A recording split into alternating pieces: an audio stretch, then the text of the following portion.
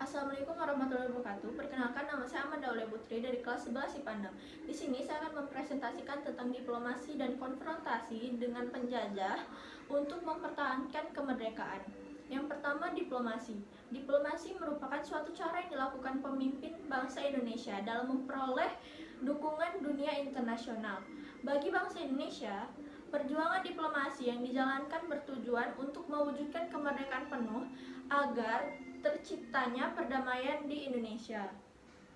Diplomasi yang dilakukan bagi bangsa Indonesia bertujuan untuk menciptakan perdamaian bagi masa peralihan kekuasaan. Selain itu, perjuangan dengan diplomasi dimaksudkan untuk mendapatkan dukungan internasional bagi eksistensi bangsa Indonesia. Perjuangan dengan diplomasi untuk menciptakan integritas bangsa. Perjuangan dengan diplomasi untuk menunjukkan kepada dunia internasional bahwa pihak Indonesia ingin damai. Meskipun demikian, tidak berarti takut berperang dengan mengangkat senjata untuk mempertahankan kemerdekaannya. Niat baik pemerintahan Republik Indonesia ditanggapi dingin oleh bangsa Belanda. Satu hal yang harus diwaspadai bahwa pemerintahan dalam negeri Republik Indonesia harus kondusif. Situasi dan kondisi politik dalam negeri harus stabil. Jika situasi politik dalam negeri lemah, maka diplomasi yang dijalankan tidak efektif. Kondisi politik yang baik sangat mendukung jalannya diplomasi. Kestabilan politik dalam negeri sebagai dasar untuk mewujudkan cita-cita Republik Indonesia dalam mempertahankan kemerdekaan Republik Indonesia yang berdaulat. Kemerdekaan Republik Indonesia yang berdaulat dapat membangun masyarakat baru yang bebas dari intervensi bangsa asing. Dengan adanya kestabilan politik dalam negeri akan memperlancar tugas pemimpin bangsa untuk mengadakan pembinaan kembali demokrasi di Republik Indonesia. Jadi, dapat disimpulkan bahwa perjuangan diplomasi pemimpin bangsa berdampak besar dalam mempertahankan kemerdekaan Indonesia dalam kurun tahun 1946 hingga 1949. Pada masa ini, perjuangan bangsa Indonesia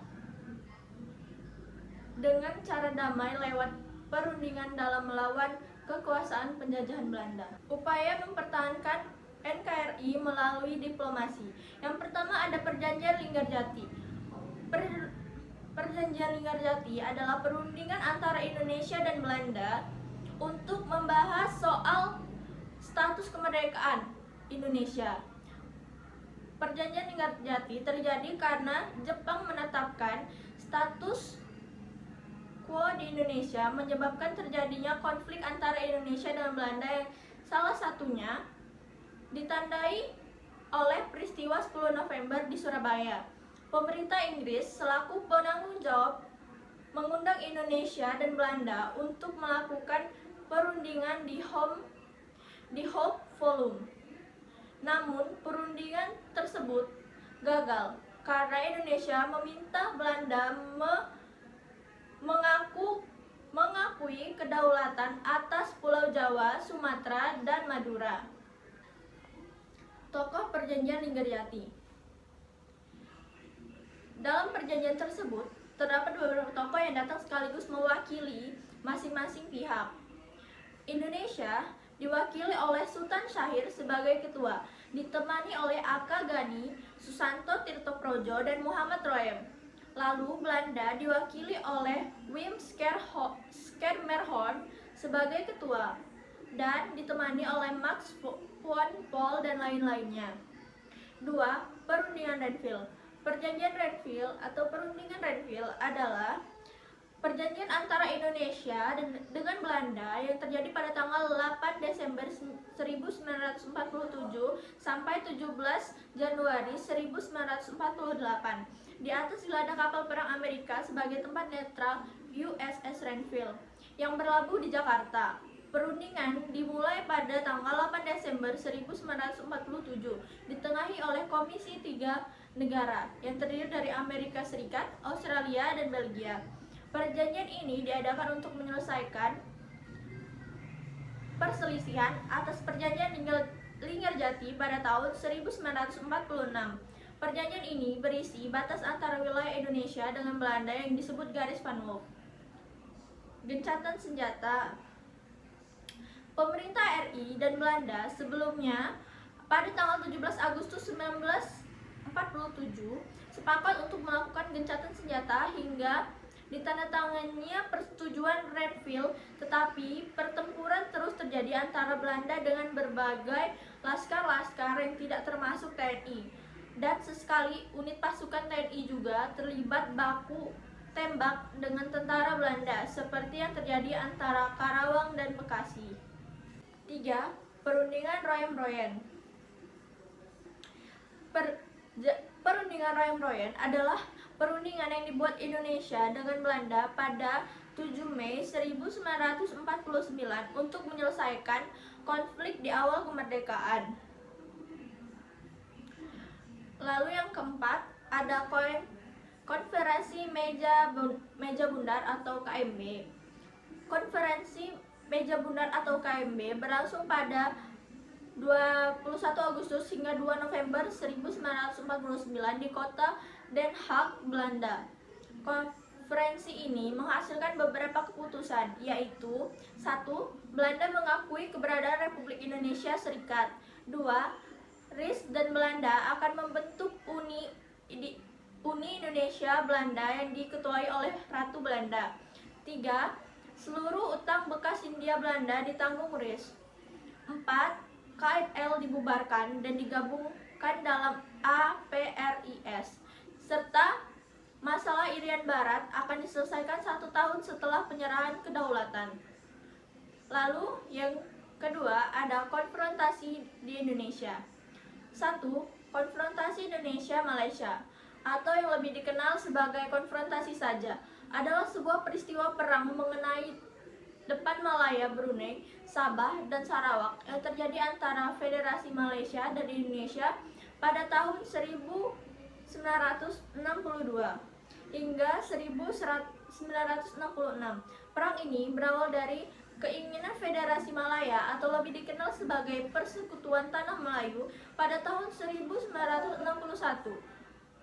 Federasi Malaya ingin menggabungkan Brunei, Sabah, dan Sarawak ke Federasi Malaysia yang tidak sesuai dengan persetujuan Manila. Akhirnya, setelah kepemimpinan berpindah tangan, usaha-usaha untuk menormalisasikan hubungan antara Indonesia dan Malaysia pun dilakukan. Pada 28 Mei 1966, pihak Malaysia dan Indonesia mengumumkan penyelesaian konflik setelah mengadakan konferensi di Bangkok. Konferensi ini menghasilkan perjanjian Bangkok yang berisi: yang pertama, rakyat Sabah diberi kesempatan menegaskan kembali kepulauan yang telah mereka ambil mengenai kedudukan mereka dalam Federasi Malaysia. Yang kedua, pemerintah kedua belah pihak menyetujui pemulihan hubungan diplomatik. Yang ketiga, tindakan permusuhan antara kedua belah pihak akan dihentikan. Normalisasi hubungan dengan pihak Singapura telah dilakukan terlebih dahulu dengan perantara Habibur Rahman atau Duta Besar Pakistan untuk Myanmar. Kekerasan akhirnya berakhir pada 11 Agustus 1966 dan diresmikan 2 hari kemudian. Akhir dari konfrontasi yaitu menjelang akhir 1965, Jenderal Soeharto memegang kekuasaan di Indonesia setelah berlangsungnya gerakan 30 September. Oleh karena konflik domestik ini, keinginan Indonesia untuk meneruskan perang dengan Malaysia menjadi berkurang dan peperangan pun mereda. Pada 28 Mei 1966, di sebuah konferensi di Bangkok, meski diwarnai dengan keberatan Soekarno yang tidak lagi memegang kendali pemerintahan secara efektif, Kerajaan Malaysia dan pemerintahan Indonesia mengumumkan penyelesaian konflik dan normalisasi hubungan antara kedua negara. Kekerasan berakhir bulan Juni. Perjanjian perdamaian ditandatangani oleh ditandatangani pada tanggal 11 Agustus dan diresmikan 2 hari kemudian. Konfrontasi Indonesia-Belanda atau disebut Trikora. Konfrontasi antara Indonesia dan Belanda semakin meruncing karena upaya diplomasi bilateral dan multilateral mengalami kegagalan. Kegagalan diplomasi antara Indonesia dan Belanda disebabkan oleh beberapa faktor. Di antaranya, 1. Keinginan Belanda untuk berkuasa di atas wilayah Irian Barat. 2. Ketidakseriusan Belanda untuk mengembalikan Irian Barat ke Indonesia dalam diplomasi bilateral. Yang ketiga, upaya diplomasi melalui PBB berjalan lamban dan cenderung tidak mendapat tanggapan yang positif. Isi dari Trikora adalah 1. Gagalkan pembentukan negara boneka Papua oleh Belanda. 2. Kibarkan merah putih di Irian Barat. 3. Bersiap untuk mobilisasi umum demi mempertahankan kedaulatan dan kesatuan Negara Kesatuan Republik Indonesia. Demikian yang dapat saya sampaikan. Saya akhiri. Wassalamualaikum warahmatullahi wabarakatuh.